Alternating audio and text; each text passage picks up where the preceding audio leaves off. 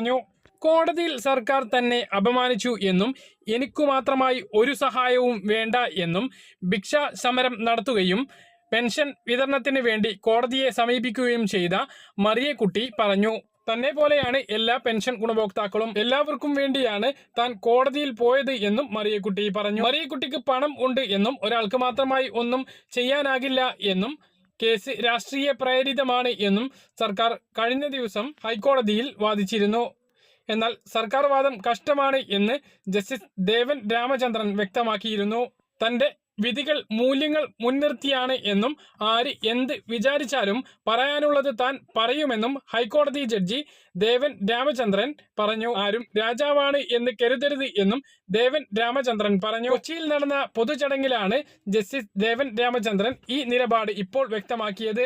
മറിയക്കുട്ടി കേസിൽ ഹൈക്കോടതി വിധിക്കെതിരെ ഇന്നലെ മുഖ്യമന്ത്രി രംഗത്തെത്തിയിരുന്നു.